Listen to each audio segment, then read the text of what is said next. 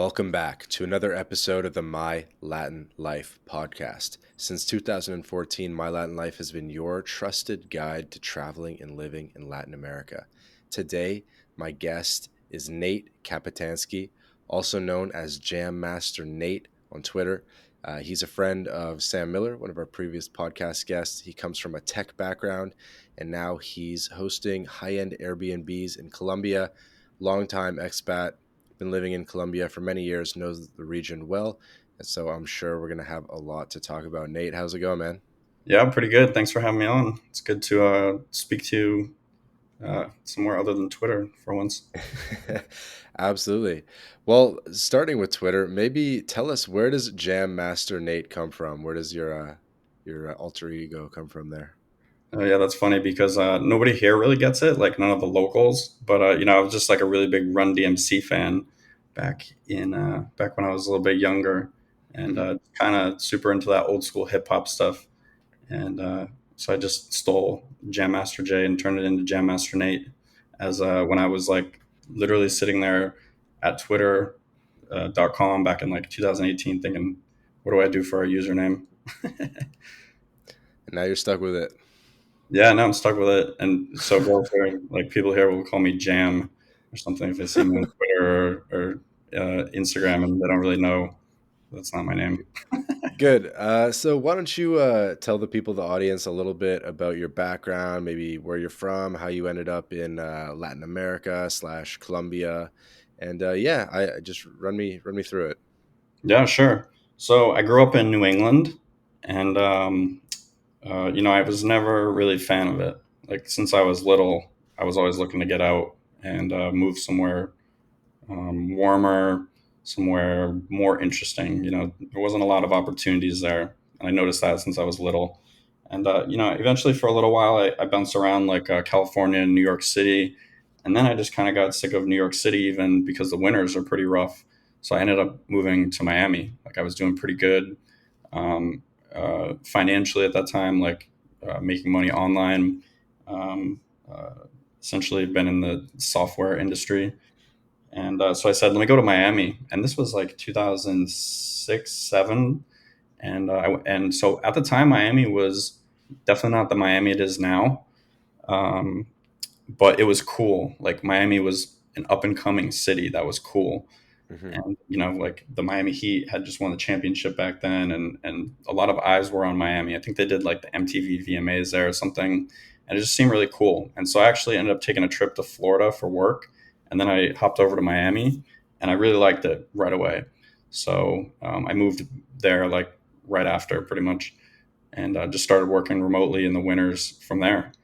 And the funny thing about Miami, after growing up in New England, is that it's just so different. It's so Latino. Like you're exposed to Latinos, obviously, in New York and California, but it's just very different with so many Cubans and Colombians, and at the time, like a lot of Venezuelans were starting to come.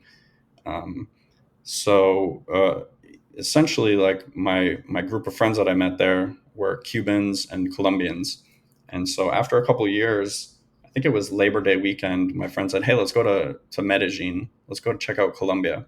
And he was actually Colombian, and he said, "It'll be safer with me." Like I didn't even speak Spanish at the time, so obviously he said he'll translate and yeah, we'll have a good time. It'll be cool. Like he was explaining that Colombia had gotten safer and all of that, so nothing to worry about. So him and my other buddy from New York, we went down, and just the first night we were like, "This is awesome." And that was like all the motivation I needed to learn Spanish. And so this was, you have to, in context, this was like after the financial crisis in the U.S. kind of. Hmm. So when I moved to Miami, things were pretty cheap still. And then uh, as we were like coming out of the financial crisis, stuff started getting really expensive. So it was definitely an eye opener coming to South America or coming to Colombia specifically. I had been to Brazil before, but it was much more expensive. And so coming to Colombia and seeing, just how strong the dollar was, how good you can live. And it was kind of just like, why am I paying these Miami prices? And again, this was like back in the day, Airbnb was kind of new, but Airbnb had gotten a little bit more established at that point. So it was becoming a viable option to pretty much live anywhere in the world on Airbnb. Off like $2,000, $3,000 a month. That was like a lot, Hmm. obviously. So And it so became what year was it the first year you went to Colombia? the first year that I went here to visit was 2013. So it's been 9 years now. Um, and then I came back fully to live in like 2015. That's a good amount of time. So you started living full time in 2015. How did you choose what city? That's a funny question because I feel like I still haven't chosen a city. Yeah. It's one of the things that I really like about Colombia is that there's a lot of cool places. So I'm a big fan of Medellin. I'm a big fan of Bogota. I'm a fan of the coast, uh, and Cali's great. There's all these cool places. So I feel like I have a little bit of like ADHD, and I'm always like, oh man, I want to be in Bogota. I want to be in the place that I'm not at the moment. So it's cool because it keeps it fresh. Like, you literally just hop on a flight and 30 minutes later from Medellin, you're in Bogota. Hmm. So what city have you spent the most time in? Yeah, I would say I've definitely spent the most time in Medellin though. Um, so what I'm working on now is kind of like foreign real estate investments, and I've mostly concentrated that in Medellin. Um, so I've definitely been spending the most time there. That was definitely where I started. And kind of on your last question, Medellin was really good for Spanish, like Spanish schools. There's a lot of reasons that people were talking about it a while ago. That's why like Medellin's super popular now. But like it was really good for a beginner in Colombia. Definitely makes sense. And I think we only mentioned offline. I don't think I've said it in the episode yet, but you are friends with Sam Miller, who was one of our early podcast guests. Sam's also well known for doing Airbnb and stuff in Colombia. When did you originally meet him? Yeah, that's a good question. I think I met him in like 2017 or 18 in Bogota. I think actually at Gringo Tuesday was the first time we met and just kind of bumped into each other. Like, oh, I know who you are. You're the super tall. You're like, he stands out, right? So it was like, oh, there's Sam. Let me go talk to this guy. Because I think maybe we had spoken over email, Hmm. about like, hey, I'm interested in investing in Bogota. And so we had spoken over email, but yeah, I think that was like 2018. And then, I've definitely hung out with him a few times before. I met Medellin now, and yeah, he's a super cool guy. And also friends with Jake Nomada. He's also one of my buddies too. So I know you've had him on here. Hmm. He's a fan of the podcast and fan of your work. That's awesome. And I did actually want to mention this. So, Gringo Tuesdays, why don't you tell people what this legendary event, Gringo Tuesdays, is for those who don't know? Oh yeah, so it started in Bogota, but it's actually in Medellin now too.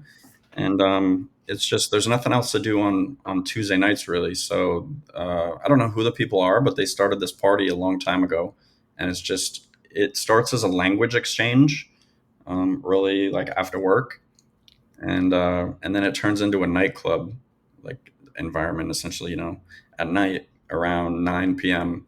And it's just super well known because again, nobody really has anything else to do on Tuesdays, and so it's well known in the gringo and like our gringo expat communities, and it's pretty cool actually if you're trying to learn a language. Like I'm actually interested now to go to something like that and be able to speak Portuguese to people because I'm trying to learn Portuguese. So I Hmm. see why locals do it now. Yeah, maybe you've heard of Mundo Lingo. Um, it's like a chain of events like that. Oh, cool. Yeah, that makes sense. Yeah, it's obviously best to be practicing with another live person like in front of you, and so they have it in Medellin as well now. I've gone to that. I've stopped by that a couple times, but it's definitely not as epic as the Bogota one. And so at that point in time, I imagine that Sam Miller was pretty well known for his YouTube channel, and especially in Bogota, people probably knew who he was. Was there kind of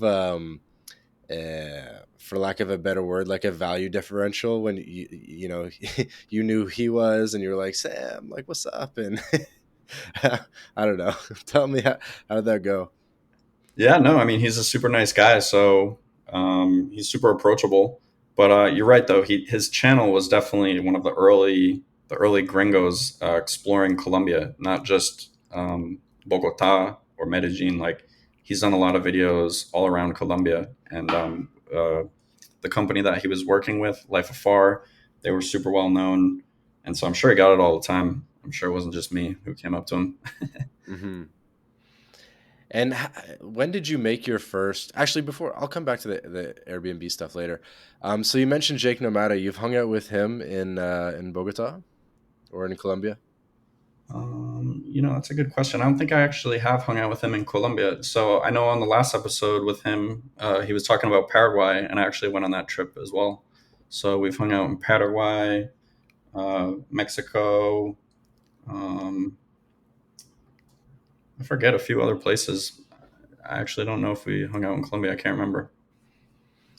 Interesting. So you went on that early Paraguay trip, and this is at a point when Paraguay was very unknown. When did you guys go? Like 2018? I think it was 2019. It was the year before COVID, I believe. And it was just, like we'd been talking about travel, and I think he was down there in Argentina, and then he was going there, and I said, man, if I'm ever going to go to Paraguay, like it's better if I go while a friend is there, right?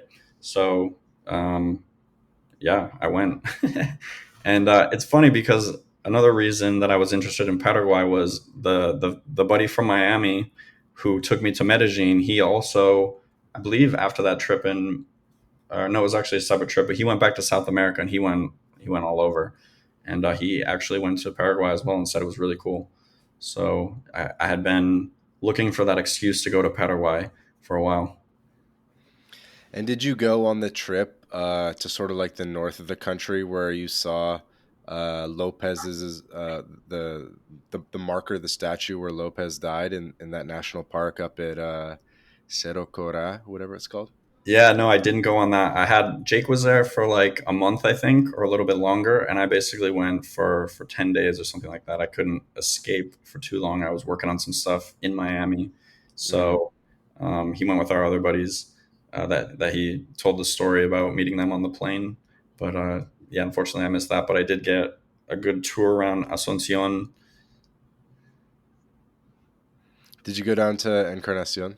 No, I didn't get to. We didn't really leave the city that time. We kind of just hung out in the city and went all Yeah, around. it's tough to do in a short trip. It's like a 6 hour bus ride or something. Yeah, I would have loved to do yeah, all that stuff like on the border, and um, he did some other stuff like he went to Foz de Iguazu, or he went over to that area as well, and I had done that before when I had to go to like a wedding in Foz.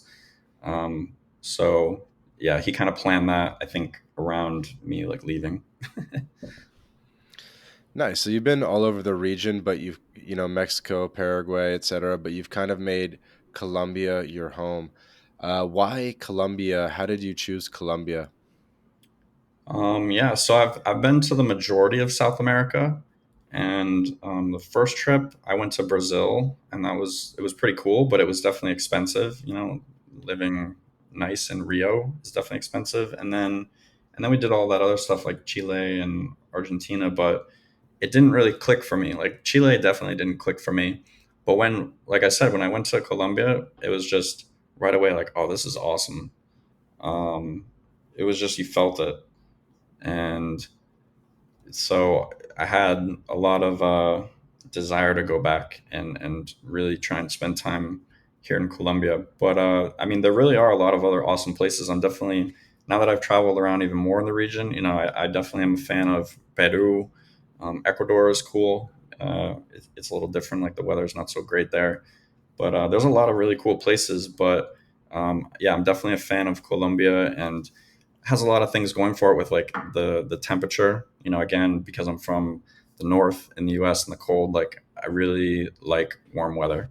So that was definitely one thing that attracted me and kept me here. And it's a little bit of the reason why it's hard for me to live in Bogota full time and like to spend too much time there. because the gray, colder weather kind of kills me. Even though I love large cities, but yeah, just there's so many little things that all add up in Colombia for me, like Let's go lifestyle, through. weather. Let's go. Yeah, let's go through some of those little things, like that add up to make you say that this place is awesome. Sure. Yeah. So first, proximity to the U.S., right? Like it's the first country, right, at the top of South America. So it's such an easy flight from Miami. Um, and the time zone, when I was working remote, like the time zone was just great. It's right now it's equal to Eastern Standard Time, and the other half of the year it's an hour behind Eastern Standard Time. So it's a very easy remote work schedule. Like I've spent a lot of time in Asia as well, and it can be pretty brutal knowing that you have to do a call at 3 p.m. Eastern time, which is like 1 a.m. or 2 a.m. Uh, uh, time in Asia. Hmm. So I imagine with remote work, like that's one of the things that people are really looking at in terms of this region in general. Hmm. um, and so yeah, like the time zone, again, the climates, it's super cool that Colombia is such a diverse country. It's not a super huge country compared to the US or anything like that, but it has so many different climates. Like I'm here on the coast right now and it's super warm. I just went to Cali this weekend with some friends, and it was a little bit less warm, but it was warmer than Medellin, for example, and it was, two steps warmer than Bogota. So, and that's all within, a 30 to 70-minute flight. Yeah. So good flight connections to the states, good weather, pretty cheap.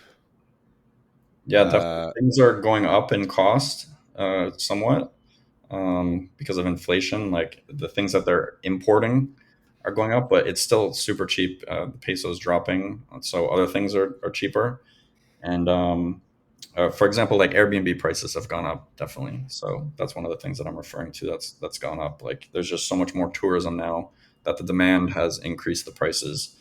Um, yeah, what are your thoughts on the coast of Colombia? By which I guess I mean the northern coast. yeah. I really really love it. One of my favorite places is definitely Parque Tayrona, just outside of Santa Marta. Like when people ask me what's my favorite beach, with no hesitation, I can say this place called Bahia Concha. It's like the closest beach that's technically Parque Tayrona to Santa Marta. Hmm. So it's very easy to stay in Santa Marta and then arrive there. But there's just so much really nice stuff over there, and really along that coast to like Palomino towards Rio Hacha, La Guajira. But those are definitely more remote, and like you kind of are unplugged. Like you're kind of off the grid once you get over there. But even Cartagena, I mean, there's really nice chain of islands, Islas de Rosario, I believe is the name, de Rosarios, and those are super beautiful as well. Most people probably go to Baru, um, but the islands are awesome as well.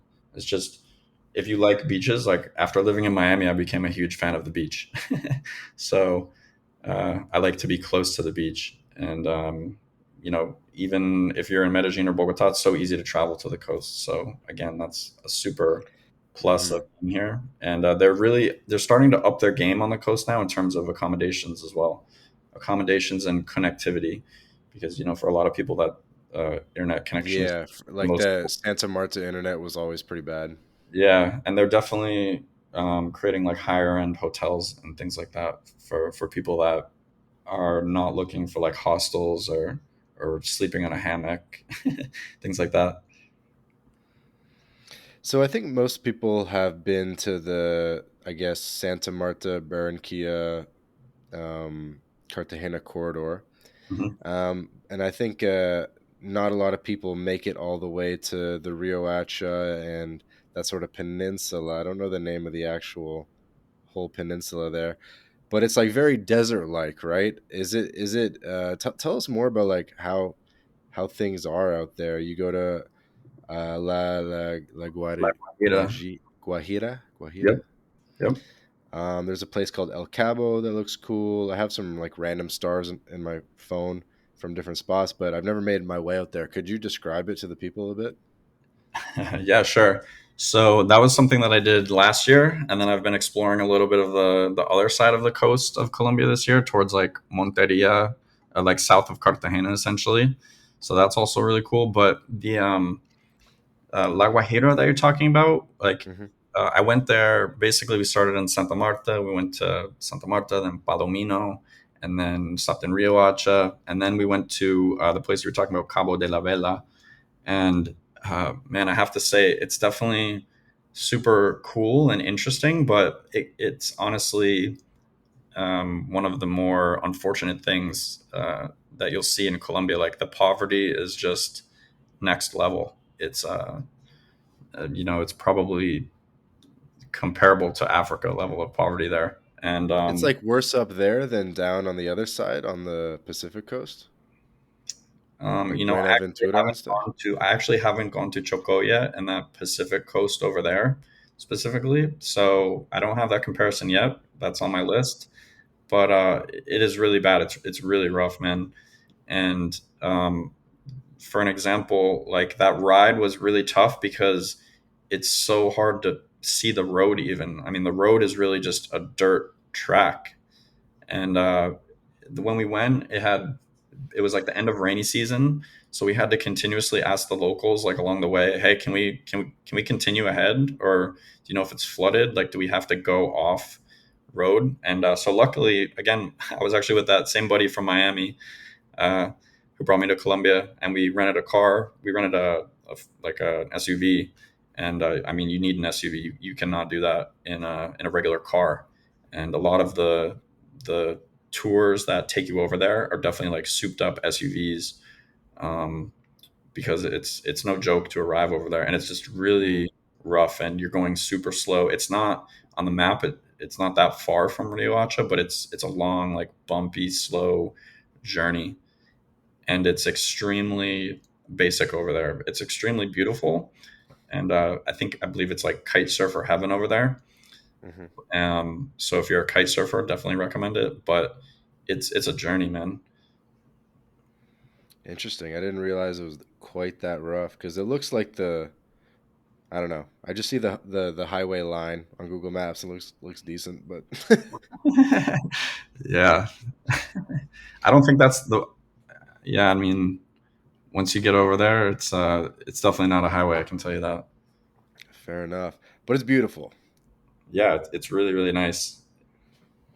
It's just Have you it's tough because you good? struggle with it. You know, it's like this natural beauty, and then you just honestly feel bad for everybody over there. Like it's an obvious failure of the government. Yeah, well, there's definitely a lot of beautiful places in the world that don't quite have the infrastructure. So next question would be: have you been to Valledupar? That's funny you say that because that's extremely high on my list right now. I have not been, but there's actually a direct flight now from Barranquilla, and that gets you there pretty quick. And it has like a really good time. Like you can go for a Friday night and leave Sunday afternoon or Monday morning. Hmm. So that'll be coming up in the next couple months. There's a lot of And what do you? people. There's a lot of people from Valledupar here. Like I actually just had lunch with someone from there. And so you're in Barranquilla right now. I am. Yep. What tell people a little bit about Barranquilla, the least touristic major city along the coast. Yeah. So it's super well known for the carnival, and it's the second largest carnival, other than the one in Rio, Brazil. But it's just a place with really good energy. I really like it. It's too hot for a lot of people, but again, I kind of have become accustomed to the warm weather after Miami. So, and there's certain seasons that are definitely warmer, like being here in June, July, August is pretty brutal, but Hmm. the weather's taming down a little bit right now. Um, Right in the winter, quote unquote, less humid. yeah, yeah, it's a city that's growing because of the port. You know, it's in a pretty essential port, so they have there's a lot of like middle class people here, and businesses are growing here. but it's definitely not. It's a tourist city. It's literally like right in the middle of Santa Marta and Cartagena. So a lot of times people come here to check it out if they're in one of those. I was actually that was what I did the first time I was in Cartagena, and I arranged one of the shared vans to bring me to Barranquilla, and it kind of just dropped me off and threw me into the mix, which was really good for my Spanish. It was really good practice at the time because it's so fast and they have a lot of different slang here. So it was like an interesting learning experience, like kind of like a test, a challenge at the time. Hmm. Pretty good like party scene. What does it kind of look like from a nightlife perspective in Barranquilla? Yeah, from a nightlife perspective, um, it's had the same places for a long time. So literally, one of my friends here, he told me that one of the main places here, which is called the Frog, uh, or Frog Legs, I believe is like the full name, but everybody just calls it Frog. Like he's been going there for 15 years, and it's pretty much the same as it was. And then there's another like main street that has more local spots, and there's this infamous place La Troja, which is like salsa and just crazy costeño energy. It's a wild place. Yeah, and I guess for people that are unfamiliar with costeños and sort of what that signifies in Colombia, like how would you sort of like categorize the different cultures regionally in Colombia, and then I guess costeño culture specifically? Yeah, sure. Hopefully the costeños, if anyone listens to this who's costeño, hopefully they don't kill me. But the costeños definitely they Best have efforts. yeah. They have the stereotype is just that they're a little lazy.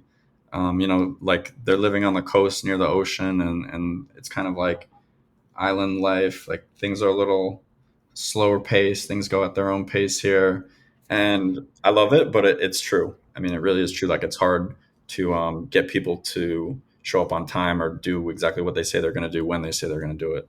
So it's tough as a foreigner to get used to that. But Hmm. and like you compare that with culture in like Medellin, like the paisas are known for being super entrepreneurial, and so you still have issues like just coming from the US, we're just accustomed to a different level of service and our expectations are very different. So, I mean, it really applies to everywhere in the country. It applies to a large portion of South America from what I've seen. Um, Again, I hope someone doesn't kill me for saying that, but Bogota is really the place where people get stuff done. Like Bogota is the New York of Colombia. People are moving around faster. Like life's a little bit more faster paced. They really have the highest expectations there, and you find the most people that like have moved from other places to try and make it in Bogota and try and live there. And so Hmm. more people like live by themselves, and they're more focused on their work, their career. That's really where the largest companies are in Colombia, other than some big ones that are also in Medellin. But that's kind of like if you look at like the three biggest places, kind of like the coast, Medellin and Bogota. That's kind of the summary, I guess, that I would use for those various regions and the stereotypes. Yeah, go into it a little bit more though with the costeños. So I think, for example, one thing is I think on the coast they drink more rum, whereas up in the mountains it's more aguardiente, for example. It's so funny because it's so true. Like if you order a bottle of aguardiente in Medellin, I mean, you can give it out to all the locals. They're going to be super excited. If you order a bottle of rum or whiskey in Medellin, they're not going to be that excited to like share the bottle with you. And I've been going back and forth between Medellin and Barranquilla recently, so I've literally seen this in the last like month. So yeah, on the coast, you got to order some rum. And then, like I said, I was just in Cali. You go to Cali for the weekend, and they have their own Valle de Cauca type of aguardiente there. So you have to order that. Are you familiar with champeta music? Oh yeah, definitely. It's crazy as a foreigner. You're just like, what is this music? But it's amazing. It's so cool when you see the people dancing it and like girls dancing it, and it's just, I mean, it's hard. It's like super fast, so it's kind of like you're running. But Hmm.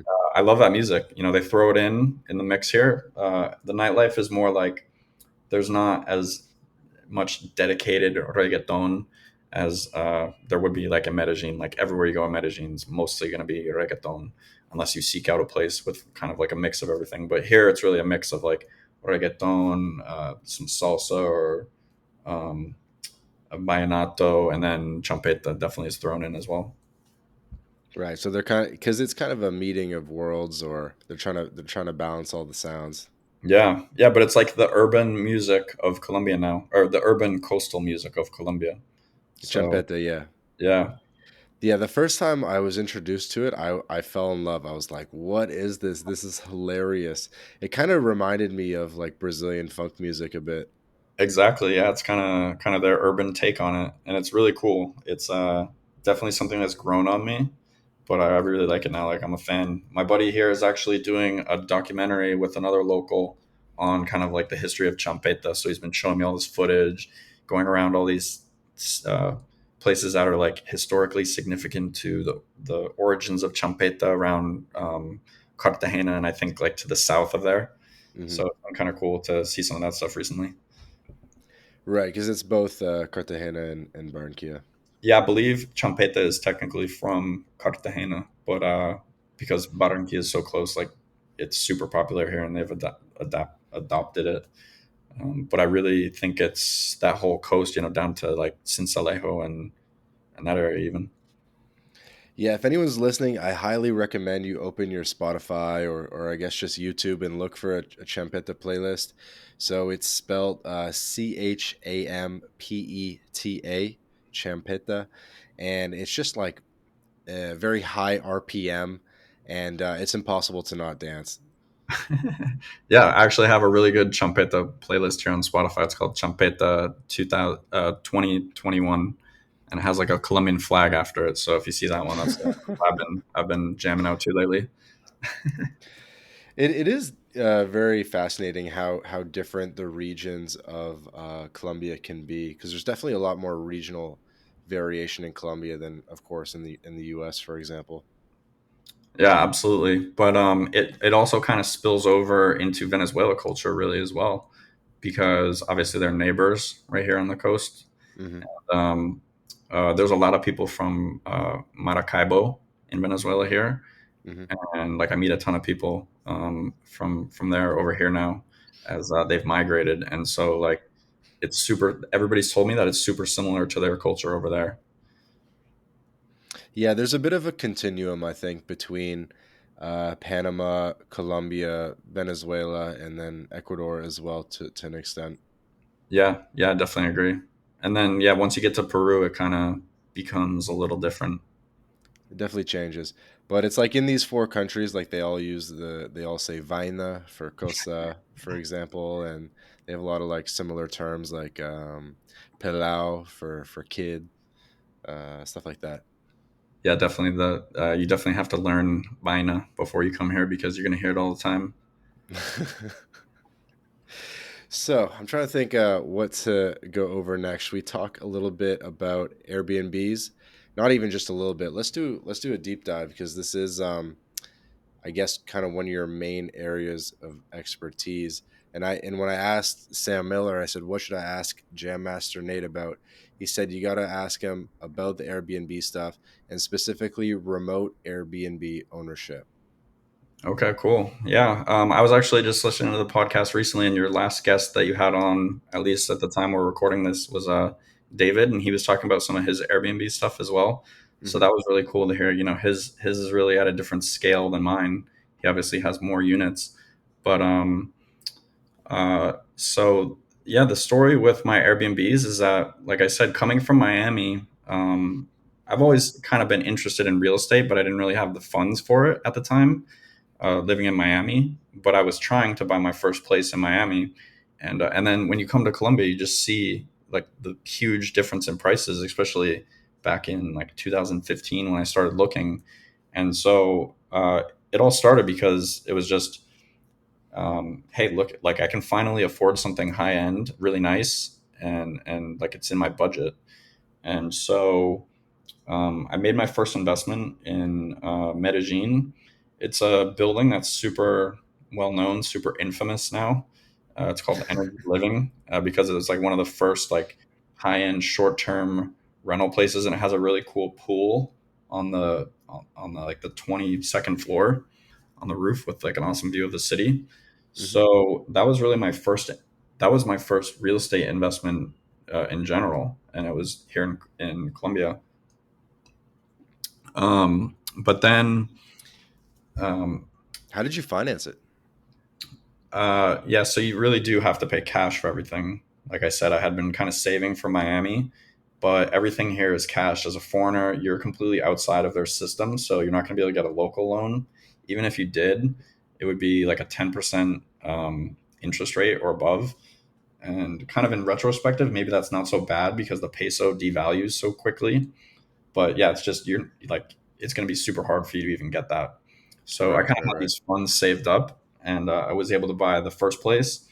And I had a buddy who does property management in Medellin. Again, Sam was only in Bogota really at the time. Life Afar had their Medellin arm, but I Hmm. actually have another friend who was in real estate as well, and so I had his company managing the unit. And things were good, like returns were good. And this was when Airbnbs were even cheaper in Medellin. But I'm super focused on like the experience and the design and making things really really good for digital nomads because like I'm my best audience, I'm my best customer. I've stayed in over 100 and something Airbnbs now, so I know like what's a good Airbnb and what's a bad Airbnb. And I just wanted to set the place up really good for myself, so like use it for myself when I wanted to be there and when I wasn't, to be able to rent it out. And when you really focus on that stuff, like it's not so hard to find other good clients. And so you've scaled up from one unit to more. Talk a bit about what scaling looked like for you. Yeah, so it was kind of interesting because like I said, I want to be everywhere, right? So it started out as really just Medellin, and then it was like, oh, I love Bogota too, I want to buy a place here. So I saved up for a while, bought another place in Bogota. It was cheaper than Medellin, so and the returns are a little bit lower there.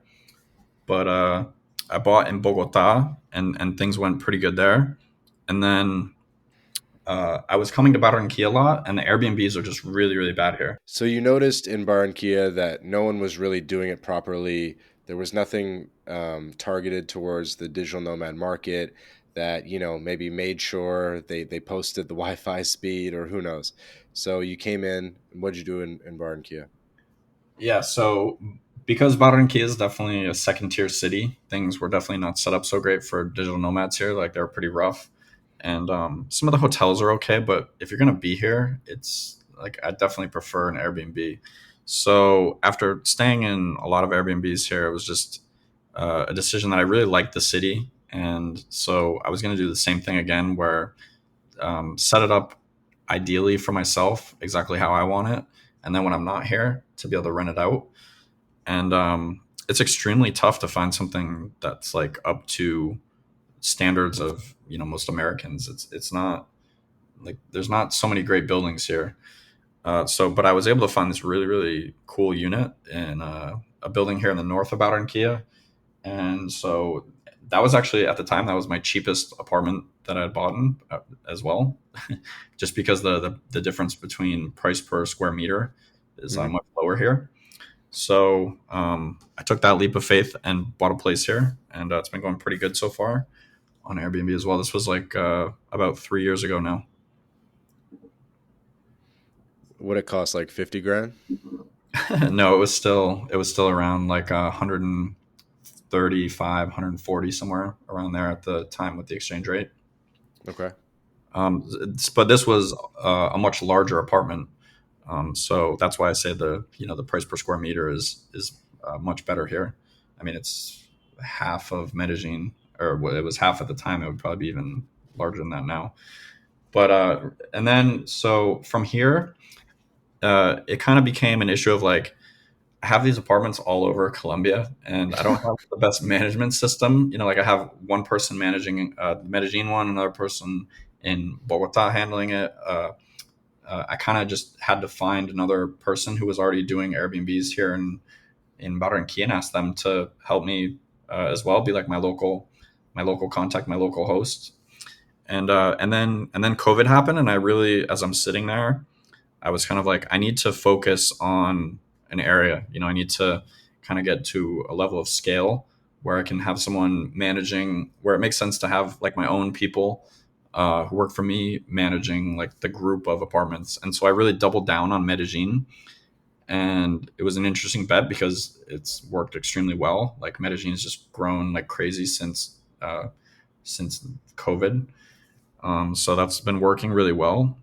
But that's the point I'm at right now, where I have my own employee, and we're managing all the stuff myself in Medellin now that I have 3 apartments there. Okay, interesting. And were you able to take on financing for any of them, or did you have to like bring in partners? No, again, the financing is really really tough here. Like I would probably recommend for most people who want to buy something in Colombia that they try and get a loan in the U.S. or in their home country, uh, and use it for the payments in Colombia. You could maybe do something like own seller financing here. Like maybe somebody would be into that. I know somebody who's done that, so it is possible. But I was kind of lucky with my job, my company, and we sold the company back in 2018. And so this was how I had this capital. I was kind of looking like, what do I do with this money now that I've sold my company? And uh, so that was really the question. That was why I needed to focus on an area. Hmm. Definitely makes sense.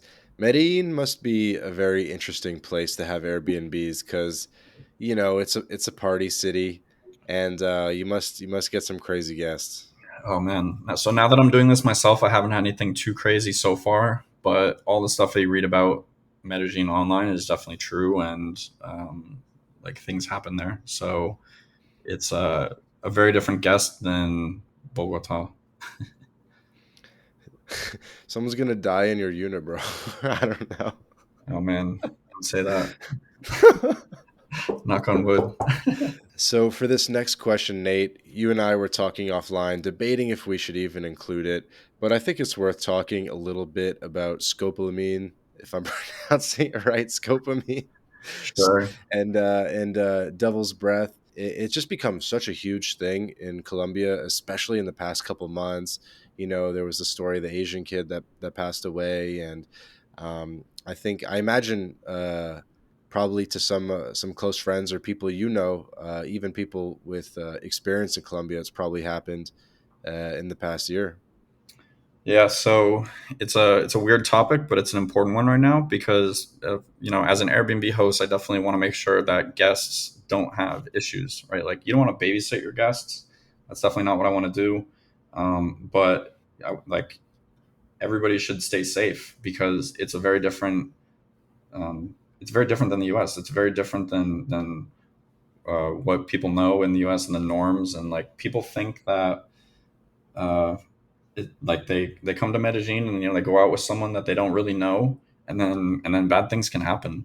So one important thing to mention there too is that when people talk about this unfortunate situation of like people being drugged and they use the word scopolamine, I feel like it's actually, well, there's actually evidence of this, but it's kind of just a blanket term for like these druggings because a lot of the time it's not actually scopolamine specifically. There's been, like, I've read over the years various news articles where people have unfortunately died, like they've been killed from these druggings, and then they'll follow up with like they'll mention like the autopsy came back as this, and so a lot of the times it's actually pharmaceuticals like prescription medicines, like Xanax and stuff that they're putting in, that they're dropping in your drinks, and those have a crazy multiplying effect with alcohol. So it's extremely dangerous for your body, and then you're just out. But people use it like I said, like it's kind of a blanket term for describing the situation that's happening, and it's not. Right, It's because I hard. guess with scopolamine, like people are still awake in sort of like a zombie like state, Yeah, and they can sort of you can like get people to do things for you, and it's a weird sort of like compliance compliance drug, I guess you could say. But I guess if it was to be other drugs, like let's just say Xanax or something like that, that's to basically just like knock someone out when you're like, for example, already in their apartment. Yeah, that's the stories that I've mostly heard. It's definitely happened when you're out as well. Like there's definitely been instances where I've heard that. You know, I know, unfortunately, I know a lot of people who have had this happen to them. Like Um, how many? Like how many? uh, Personally, I know like four or five, and it actually, and somebody that I went to Cali with this weekend just got drugged there as well. Jesus. Yeah. So it's a real thing. You know, I really want people to stay safe, like to come to Colombia and stay safe, but they have to be aware of these things. And so much of it can boil down to like two major safety points of like if you're gonna meet someone, you should really, I mean, you should not meet someone without verifying a social media presence, like whether that's an Instagram, whether that's a Facebook, because in every single instance, somebody has basically met someone, you know, from a dating app or whatever, and then they disappear. Like they just unmatch you, you know, they block you on WhatsApp, and that's all you have. You have no other connection to this person. You don't know anything else about this person. Like they just got their SIM card with that phone number from someone on the street, which is super easy to do. You know, it's not like every Hmm. time you get a phone number here, it's extremely registered with like your ID and traceable and all that. So it's super important to again verify social media, like that this person's a real person, their profile looks real, like it's not brand new, you know, they have friends leaving comments, things like that.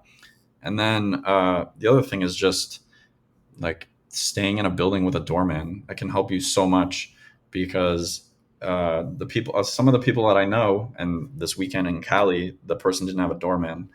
And when you don't have a doorman, that just means that the people can come and go, like you're knocked out and they can take your keys, they can leave your apartment, they can come back to your apartment, you know, they can make multiple trips to literally take everything from your apartment.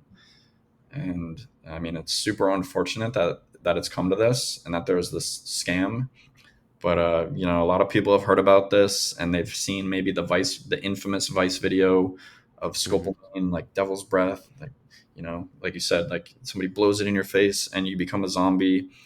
But I think it's more common nowadays out there, you know, giving like sleeping pills or these like Xanaxes, anxiety, and it's just knocking people out.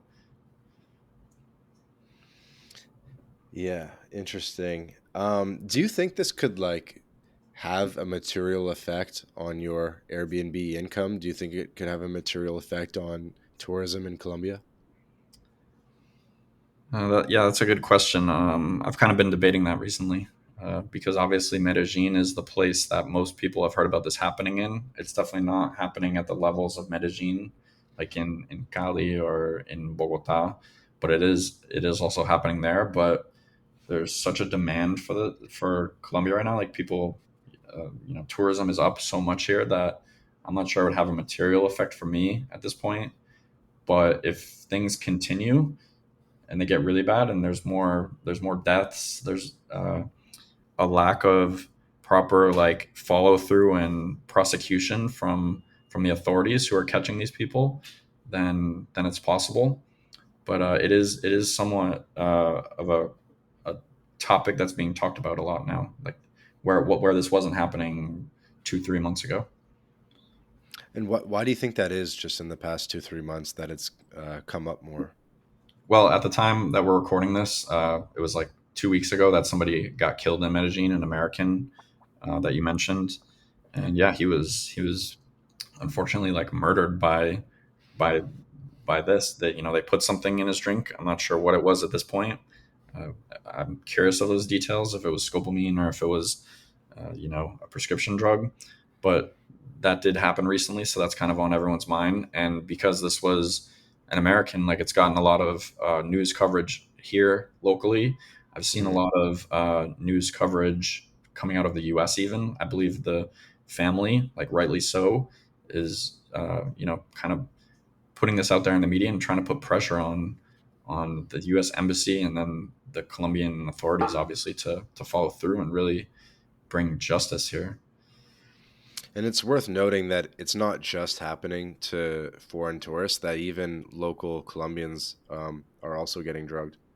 Yeah, I've definitely over the years I've read stories of locals. Like I believe one of the ones I mentioned, the toxicology report was about a local. It's also happened to people who they're foreign tourists, but their first language is Spanish. It's not like because they didn't know what was going on the day or with the people that they met. Like for example, one guy was a Cuban. And he was unfortunately killed in Medellin as well, the same way. Wow. Yeah, I saw a statistic that like 25% of all hospitalizations are due to this. I don't know about that. That seems Dude, pretty. I saw it. I was like, because think about how underreported it is, because everyone's embarrassed, etc. I mean, there's like Facebook groups that are like private Facebook groups where people are talking about this and trying to track people down and stuff. But I think most people don't even go that far. I think it's like widely underreported. But yeah, I saw something like 25% of all hospitalizations are due to scopolamine. That's crazy, but that's absolutely true with the underreporting.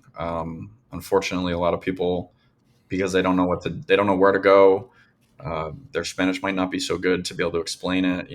They're and then when you wake up from all this, you don't feel good. Like you're out of it for a few days. So people aren't really in the best mental state to go report it properly and follow through.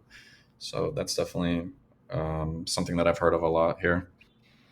Yeah, I didn't want to use too much of the episode to talk about it, but I don't know. You wanted to give it a little bit of a mention, and it's definitely quite topical. Any last thoughts on it? Yeah, don't get in taxis with strangers either. Like never, like always order the taxi so you know where someone's coming from. Uh, and then Right. Never have the girl order the taxi or yeah, the that's just unknown not Colombian person. that's just Um, not common. Like unfortunately, that's not the culture. Like as the male, you're kind of the provider. Like you're the one who invited them out, so you're the one expected to make sure that like they can arrive, that they can get home, things like that. And so it's super. It's a red flag if somebody's saying like, "Oh no, don't worry, like I got a taxi," or "Oh, I already ordered a taxi. Like get in this car." That's super sketchy. right, right. Or like, oh, my cousin can give us a ride, things like that. Yeah, that's a red flag for sure.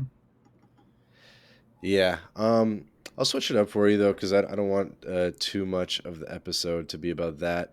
But I guess just coming back to Airbnbs. So what would be some of your advice to people who are looking to get into the Airbnb market or just real estate investment market in Colombia or in Medellin? Is it too late? And they should have been a couple years earlier, or is there still enough opportunity?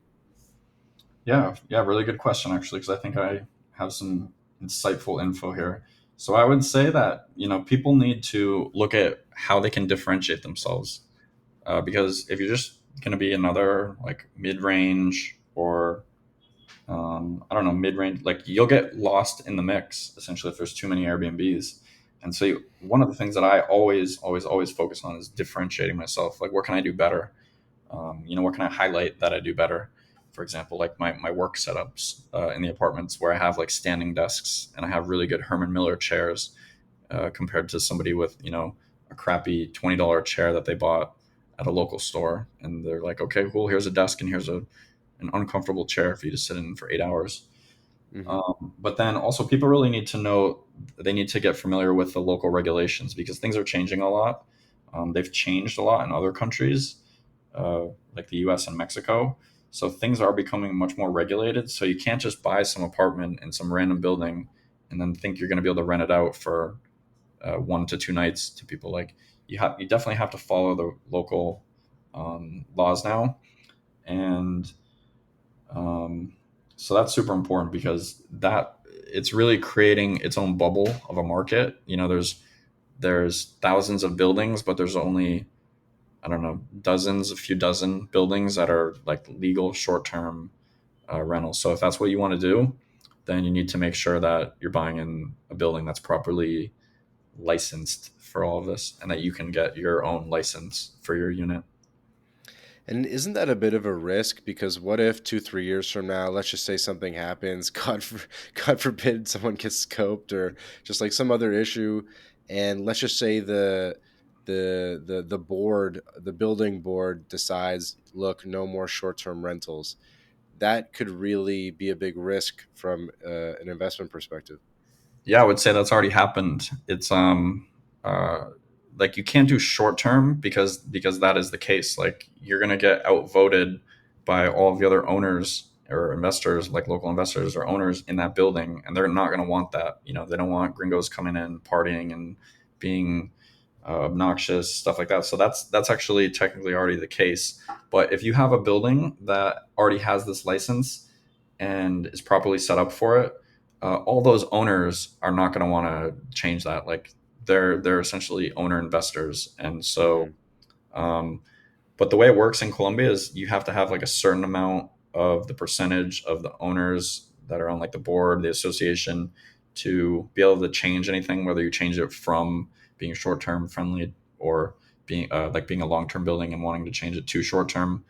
So that's how they like do that process legally, and so you kind of know, or if you're looking at doing something like this, you should know what the structure of the association is, like how many votes you would need to be the majority, things like that. And it's kind of moved to a little bit of like a lot of savvy investors are really looking at buying like whole buildings. You know, they're look not 20 That's what I story was gonna buildings. say, or buy like a house.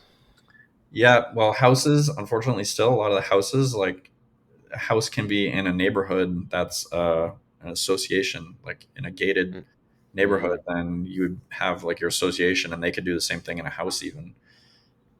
So, but that's definitely happening where people are buying buildings now because then they know, you know, they have two, three, four-story, five-story buildings, you know, maybe up to like 20 units or something like that.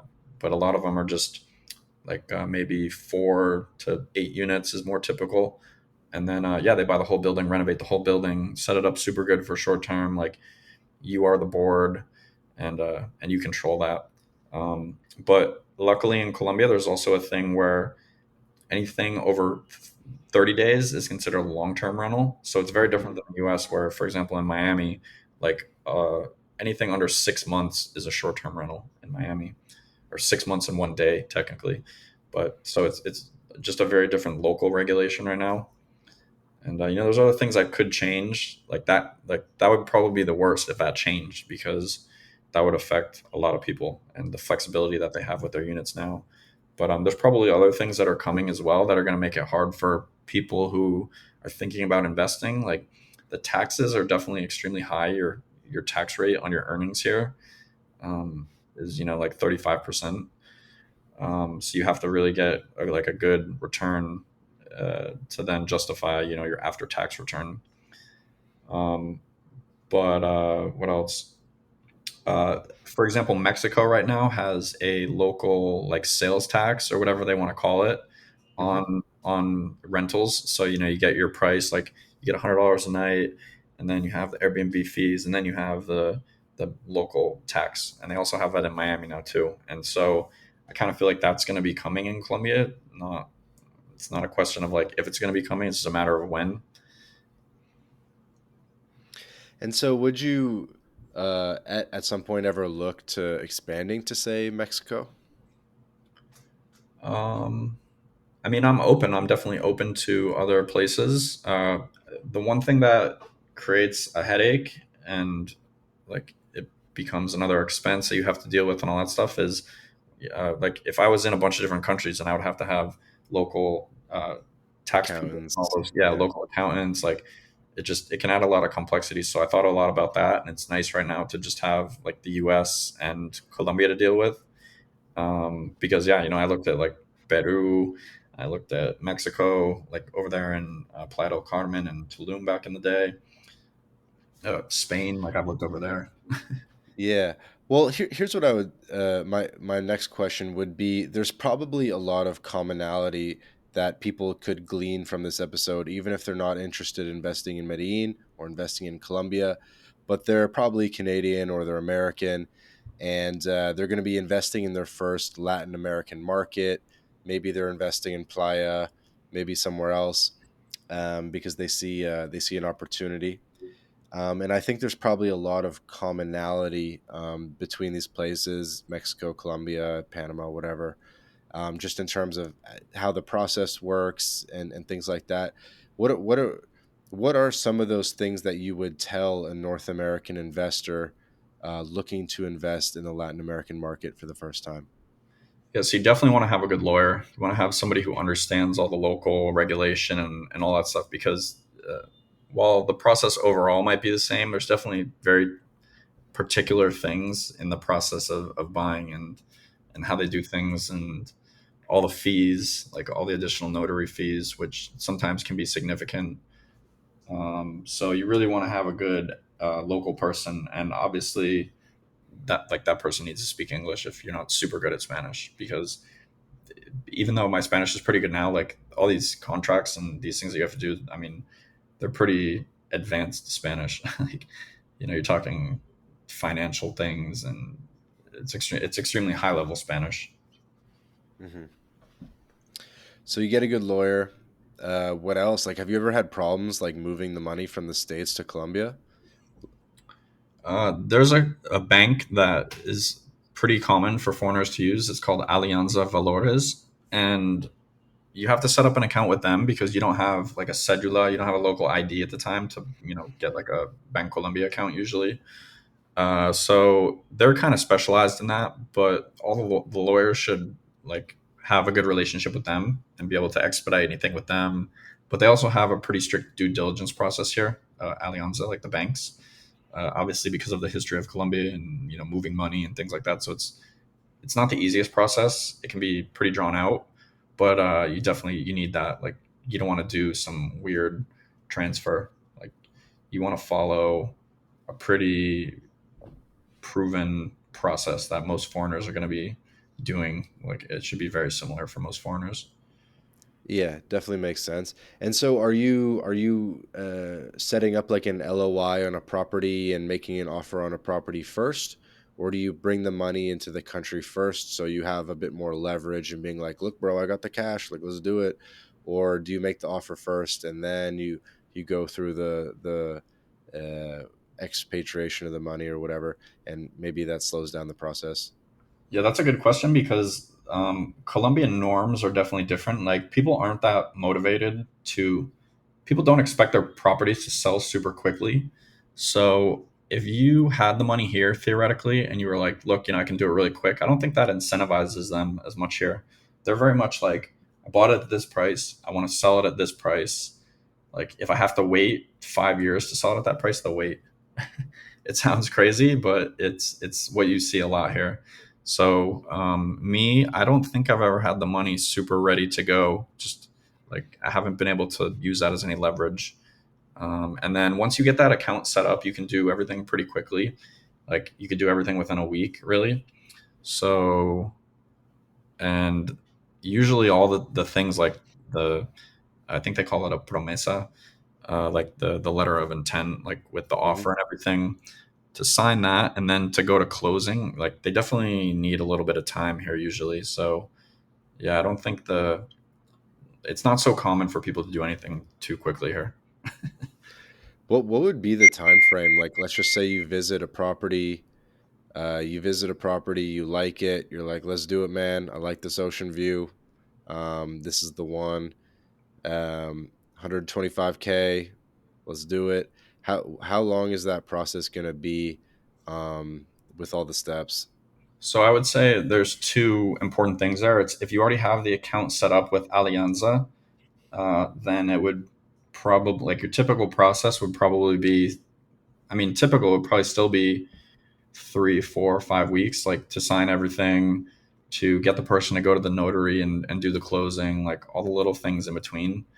It probably would, yeah, it's probably still like a month, give or take a week, either way. If you don't have that account with Alianza set up yet, that process can sometimes take 2 to 4 or 5 weeks to set up as well. Like, unfortunately, Mm, they're not the most responsive at times. I've heard that from multiple people. So yeah, you're looking at another month possibly on top of that. okay, cool.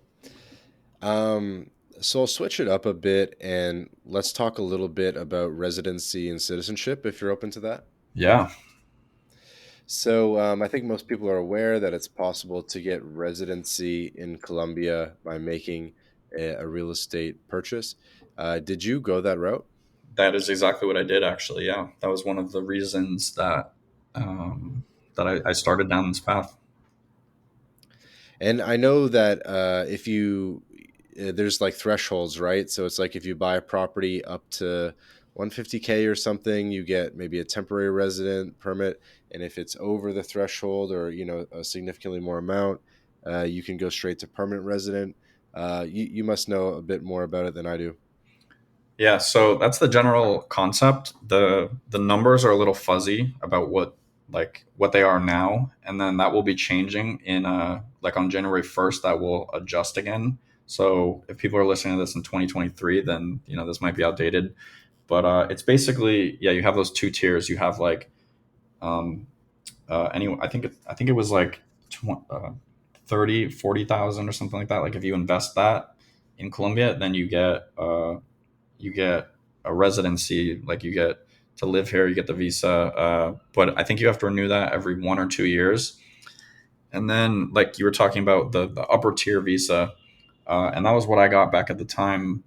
And I think back in the day, it used to be around 150, but I think it's around 160, 170. Maybe that's changed with the peso changing so rapidly this year. But again, that's going to change at the end of the year, the beginning of 2023. So yeah, there's basically that first level and then the second level, and it's unfortunately changed this year. Like with Petro, they made some changes, and they're actually not giving like the super good visa that I had or that I have. Uh, that one is basically phased out, and you get the level below it now for doing that highest tier. So the one that I got was really great because it actually doesn't ever have an expiration date. It's Oh like wow. basically, yeah, like I could have this visa for life now. I don't have to like hold the real estate. I don't have to hold the money, anything like that. Like I completed the requirements back in 2016 or 17 or whatever it was, and now I'm good. But that's not the case anymore. It's I believe a 5 year validity, uh, but it's pretty easy to renew. Um, Again, you might want to just have like a lawyer to help you with that process and renew. I actually renewed mine earlier this year. Um, but yeah, you essentially get those two levels, and like it's a full, live here all you want, work here all you want. Uh, and then, so one of the benefits, which hopefully your listeners will find interesting because you talk about citizenship a lot, like this put me on a path to be able to be eligible for Colombian citizenship. And uh, and then and then you would have, like, there's not super great benefits to that, but you get a second passport. For example, I believe you can go to Russia visa free. Obviously Venezuela, which is a difficult visa to get as an American, so there's some visa benefits to it. Hmm. But man, it is extremely difficult to actually pass this test and become a Colombian citizen. So at the time when I got this, they didn't have this requirement of like doing, like, completing a test. I think it was 2020 that they introduced this new, like, hey, you have to pass this Spanish language test and this other knowledge test to get the citizenship. And so I've been working on that, and it is just crazy how difficult the test seems like it's going to be.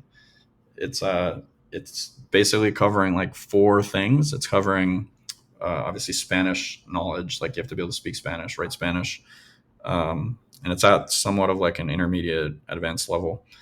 And then it goes into things like the geography of Colombia, which is probably the easiest. And then it goes into like historically significant dates and people in Colombia. Uh, and then there's a few other things, but it's like random Colombia facts. And then you actually have to also study the Constitution of Colombia, which seems extremely difficult. That's the thing that's kind of scaring me now, like if I'm actually going to be able to do this or not. Do you think it's gotten harder over time? Well, they didn't have this. They didn't even have this test before. It was just like, okay, if you've had the visa for 5 years, then yeah, like fill out this paperwork and then you can become a Colombian citizen. But now it's like you have to do this test and pass the test. And there's actually a thing, I don't even know what happens if you fail it twice, but it says, you can take it 2 times. So I don't know what happens if you fail 2 times. Like, are they going to make me wait Because you forever? remember there was that one famous Colombia YouTuber, Zach Morris, I think, and he Yeah. got the Colombian passport. Do you think he did the test? Oh man, I actually talked to him about it. So yeah, there's a couple of cool things that I can share here. So I talked to him about it, and I think he did a video on it. Even he like essentially, because he was well known and kind of well respected, like amongst Colombians, somebody basically who had a family member behind the government like hooked him up and was like, "Oh, you want citizenship? Like, my dad can get it for you." Okay, Yeah. the Latin So there's American way. yeah. So that's the Colombian way to get it, right? Like just be connected to the right person. And then I spoke to someone this year. I spoke to them a few times this year to follow their progress, but it was like I was asking around, hey, have any foreigners actually done this test? And I had one girl from Ecuador. I'm not sure why exactly she wanted Colombian citizenship if she was already from South America, but she did the test and she said, "Oh my god, it was extremely difficult. Like I didn't even it was extremely difficult. She didn't study a ton, but obviously she knew the Spanish language stuff, so she passed that fine. But then she did study some of the geography and the holidays, things like that, like famous Colombian people. And she said that she thought she failed. Like she didn't think there was any way that she passed, but she got it. This was like she took the test like a long time ago, and I followed up with her a couple weeks ago, and she sent me the photo of like her ceremony where she got her Colombian citizenship. So it's almost like I actually feel like they made the test so hard. Somebody just, like we're gonna write the test like this, and they didn't think about how extremely difficult that would be in context. And then she probably actually did fail, and they were just like, whatever, give it to her. Yeah, so you really got to study. Like I think it's typical for most countries to have a test as part of the naturalization process. I think every country I've heard about in Latin America has that, Mexico, etc. And it'll typically include maybe knowing at least the first couple bars of the national anthem. It'll include maybe knowing some of the main rivers, like the names of the rivers. It might include knowing the names of historical presidents and important historical figures. Trying to think what else, but yeah, you need to know the country that you're naturalizing in for sure. Right. Yeah. It's definitely taught me a lot studying this. So that's actually been super cool. But like if they just set the bar extremely high, then it's not going to be valuable for anyone because nobody's going to be able to pass this. I mean, so there's actually a study guide too. I should mention this because this is for anyone who's interested in Googling this, they can Hmm. Google like the Colombian citizenship study guide, and the government posts that on the website, and it's just like when you look at the questions, it's crazy, man. It's like name the last 10 presidents in order. Really? Yeah, that's like a question on there that they expect you to be able to answer. And you know what happens in some countries though is it's the same test every year, or given to every applicant. Like they don't mix it up really. Hmm. And so the immigration lawyer that you work with through the naturalization process, they know the test. And sometimes they can either sit with you on the test as quote unquote a translator and sort of just like feed you the answers. Or you can like there's some things that if you have a good contact or a lawyer, they can sort of make it easier for you. Well, that's a good tip. I appreciate that because I'm actually going to look into that then. But uh, I, so few people have done this that it's actually hard to find a lawyer though. You would think that because so many people have these visas that there'd be more of a business for this, but like I have spoken to a few lawyers now in Medellin, and they literally have no clients who have done this test. Successfully. Well, Just no one that's even taken it. Like nobody's wanted it. They're just happy with their visa for life. Like, again, it's a little bit like, do I really want this? How bad do I want another passport? Is Colombia the right country for it? There's a lot of negatives to it, to be honest, because it's a pretty not friendly tax country. So I'm still a little bit on the fence about it, but it's just surprising now that I've been researching this that so few people have done it, and like not just that they've successfully passed it, that like no one's even done this process except that one I, girl. I I think it's definitely worth doing, like 100%. Well, it's I've fulfilled all the requirements. So do I really want to start from zero in another country or spend the money for a Caribbean one or something like that? That's really the Right. what the situation is. I think one question that people have about the Colombia citizenship process is if it's possible to meet the requirements without spending more than 6 months a year in Colombia, or basically what the physical presence requirements are. Do you just need to have the residency for 5 years? Do you need to spend a certain amount of time in Colombia? Maybe if on paper you don't, but like in reality, in order to get accepted, you probably should. Like, what's your sense of it? My sense is right now, I believe that there was a requirement that you have to be here one day a year, or maybe it was one day every 6 months. There was definitely a physical presence requirement. I believe with 2020 they waived that for that year, but it was technically like, yeah, you're supposed to be here once a year, and so it's a pretty low bar. You don't have to stay here a ton of time. I think that would be encouraging to a lot of people. Yeah, but there's all these crazy changes. I mean, they've done a lot of changes to the visa stuff recently. They've really shaken it up, But they have introduced a Nomad visa now, which is pretty easy to get. Uh, but yeah, Yeah, that stuff's kind of lame though. In what ways have they shaken it up? well, the Nomad visa, that was one Mm, thing. Like people can definitely get that easier now than or because basically everybody before was just doing, oh yeah, I'm doing a Spanish school, and they would come and get like the student visa, and that was pretty easy. But it seems like the bar is pretty low for the digital nomad one. I think it's you have to show like $1,000 a month of income or something like that. Um, but people definitely, or well, so also on the changes, like I said, they're basically not giving as great of visas. They're not giving this one that's valid for life that I have.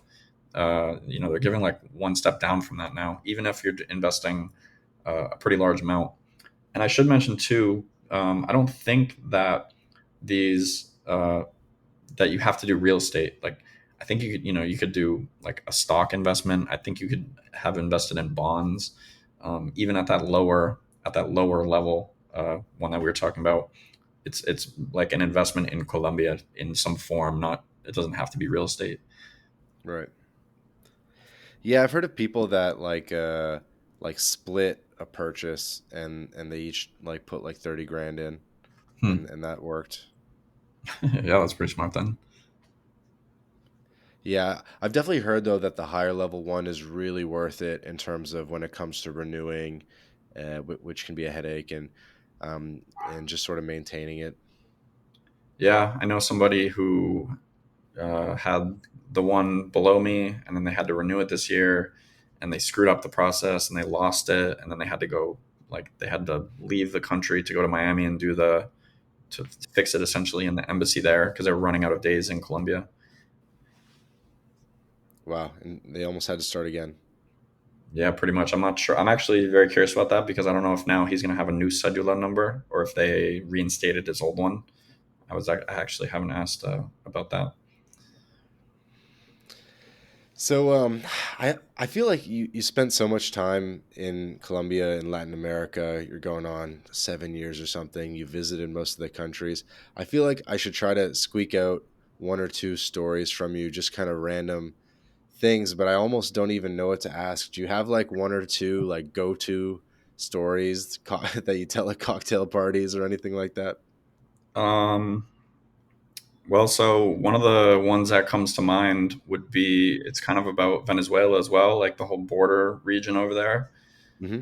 I did a trip to Cucuta, which is uh, it's a Colombian city on the border of Venezuela, and we wanted to see what the situation is with Venezuelans like in that city, because being right there, obviously, over the years, like I've just seen this massive migrant influx of Venezuelans, and they're great people, and so I was just interested. Like we went over there, we went to check out the border, like the literal border, which is a bridge in this case.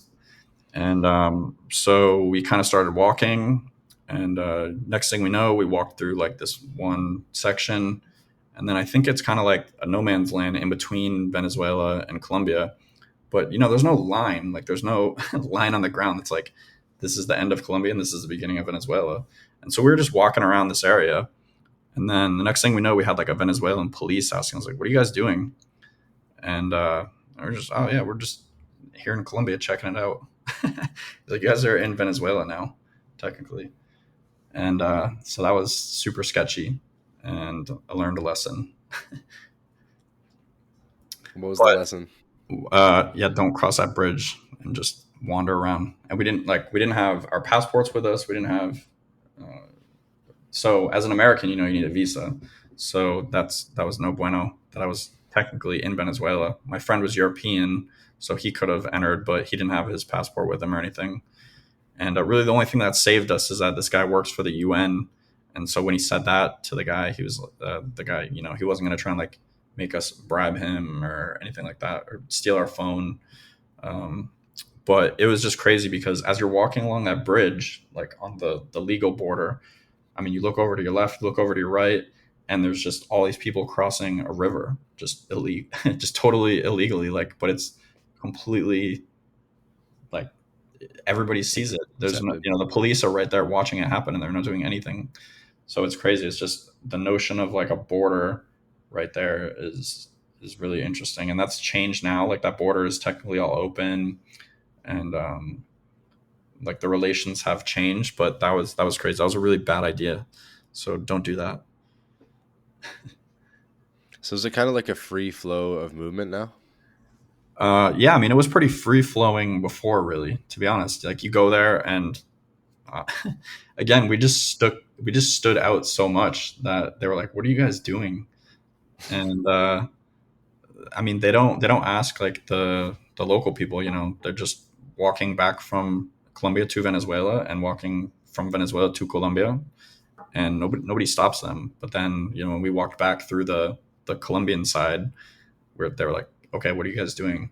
We're like, "No, no, no, we just crossed. We didn't even realize we crossed. Like, waved to that guy over there. He said we're good." And yeah, they let us back in without any hassle. But it's a super informal. It was already a super informal border, and seeing that in real life was just it's like, oh, this is even crazier than I expected. It's super Well, wild, now man. you can say you've been to Venezuela. Yeah, so that's basically my story. Is that whenever anybody asks me if I've been to Venezuela, I can say that. What countries you still gotta knock off? I mean, I want to go into Venezuela proper. That would be number one on my list for sure. And I'm really interested in Bolivia, like La Paz, and some of the smaller cities. Santa Cruz, I believe, is the name of the other one. Hmm. Looks really interesting. I've seen you guys post photos from there. That look really cool. Um, and I mean, I'm honestly not that interested in Uruguay. I could have gone when I was in Argentina. Just like we didn't even bother. So those are the two that really interest me the most. And I've been to Brazil a few times, and I mentioned that I was, learning Portuguese. It's just if you're going to be on this continent, it's just such like a big country, and it seems super interesting. So even though I've been to Brazil, I just want to go to completely different parts of Brazil and explore. Hmm. Definitely, man. Well, I hope you keep up the explorer spirit there. And yeah, I guess at this point of the podcast, you could promote anything that you want. Give a little shout out to the audience. Yeah, I don't think I have anything to promote. I won't do shameless Airbnb promotions. But no, shout out to you for doing this podcast, because I've been listening, and you have really interesting people on and really interesting stories. Like again, we've had some mutual friends that have been on. It's been fun to listen to their travel stories, and it's always cool to see the stuff you post on Twitter. Thank you, man. I certainly appreciate that. This has been another episode of the My Latin Life podcast. Today's guest has been Jam Master Nate. Nate, thanks so much for doing this. Yeah, thank you. Appreciate it.